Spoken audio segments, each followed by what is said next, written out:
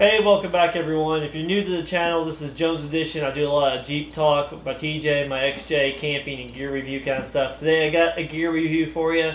It's probably my most exciting gear review on the channel yet, and I'm really excited to show you what I got, so stay tuned.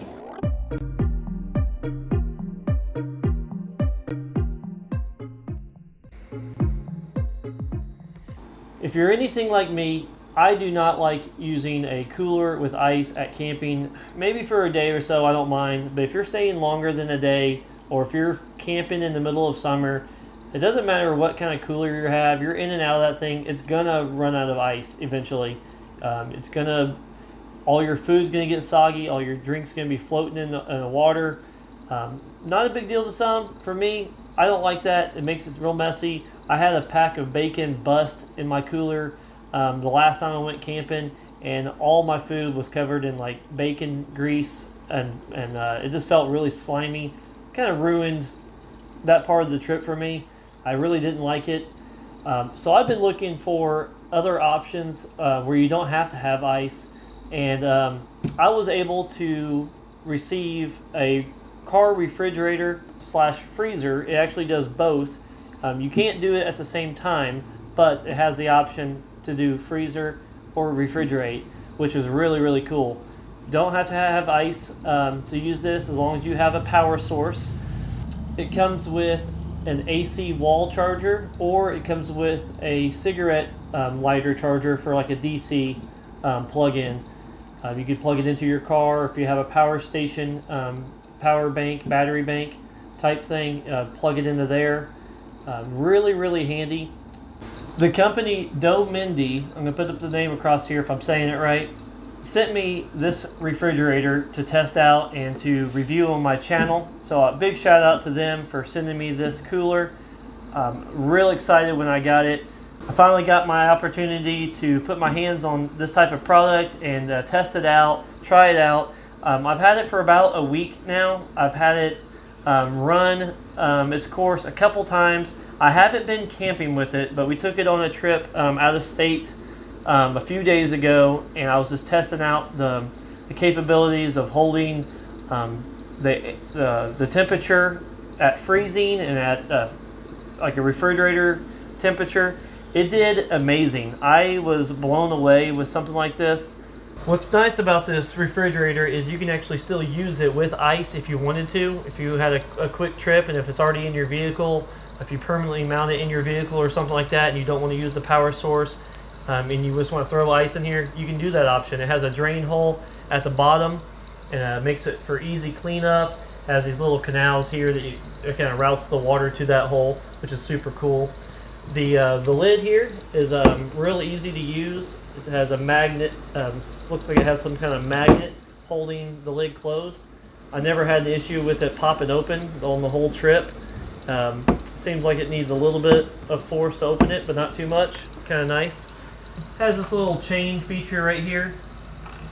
Kind of keeps the lid from opening up too far.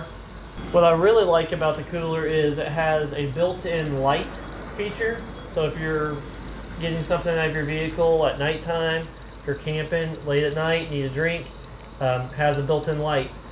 It's not real bright, but it's perfect. It beats not having a light. The display feature here is easy to read, easy to control. There's not many buttons here. There's an on button. There's a feature here that you can switch from max power or eco power. So if you want to save your energy, I didn't see much of a difference in the compressor, but I'm sure there is something going on here that saves more power, uses less energy, maybe takes longer for things to cool down. And then there's a plus and minus button on top here that you can select the temperature you want to set it at. It can go all the way up. The temperature actually can go all the way up to 68 degrees on the high end and all the way down to -4 degrees on the low end. I've noticed running in at around 32 degrees for a refrigerator seems to be working really good. And then I usually set it to 0 degrees if I want to run it as a freezer, and it seems to freeze real quick. So the other day I put several water bottles from my garage. They were pretty warm, kind of room temperature, outside temperature. Put them in here, so pretty hot. Plugged it in. I think it started around 60 degrees inside the refrigerator. And I set it inside the house, so I wanted to play with it inside the house with the kids. And I noticed it took about, I would say, 2.5 hours to have a nice cold drink from room temperature. If you already pre-refrigerated a lot of your stuff, it would take a lot less time to maintain that temperature.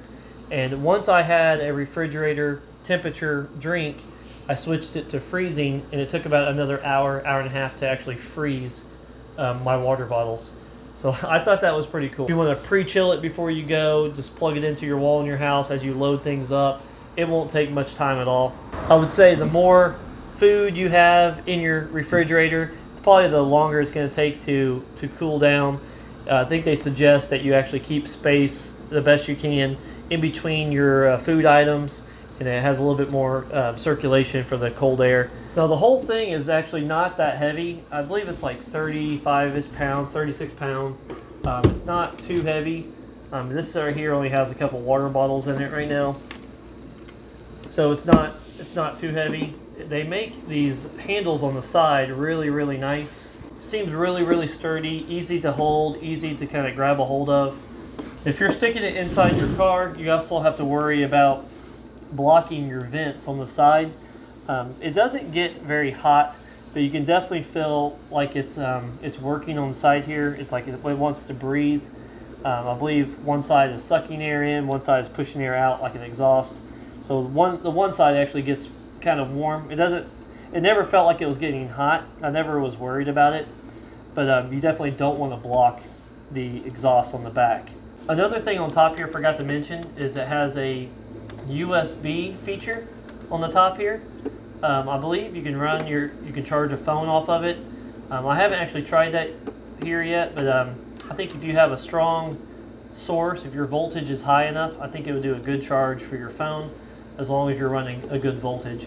So right now I'm working on building some type of overland camping setup on the back of my TJ. I'm going to eventually build something on the XJ as well.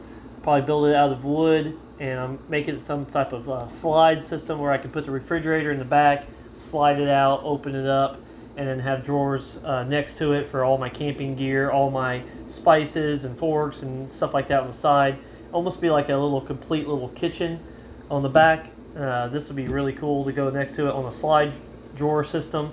So I'm going to be working on that on the TJ soon. Hopefully I'll be able to finish that soon and show you that whole setup. That'd be really cool. I've already started that project. Just going to have to modify a few things. I want it small enough where I can kind of take it out when I don't want it in the TJ, or maybe even move it over to the XJ, make it interchangeable so I don't have to build two systems possibly. Overall, I am extremely satisfied with this type of option for camping. It seems just a little bit bigger, maybe not bigger, but maybe just taller. It seems like it fits really good in my TJ and XJ so far. I've also had it inside my wife's Ford Escape. Seemed like it fit just fine for a day or two trip if you don't have a lot of extra gear. I would definitely give it like a 9 out of 10 so far. I haven't put it through all the tests I want to put it through, but I wanted to make a video. I was too excited to wait. I'm not sure when I'm going to be going camping next, but I wanted to kind of get it out for you guys to see. Again, this product here is from Domende.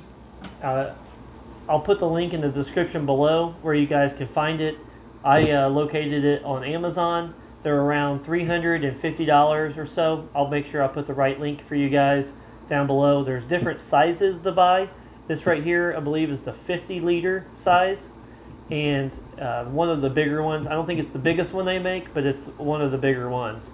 Definitely a 40-liter or 30-liter would fit in your car way better, but you also are going to sacrifice on your size inside for your storage. Again, if you don't like dealing with bags of ice and worried about temperature control, this is the way to go. They're not that much more expensive than a nice Yeti cooler or something that has a really good insulation. That is a really, high-end expensive cooler option. This isn't that much more expensive than doing that.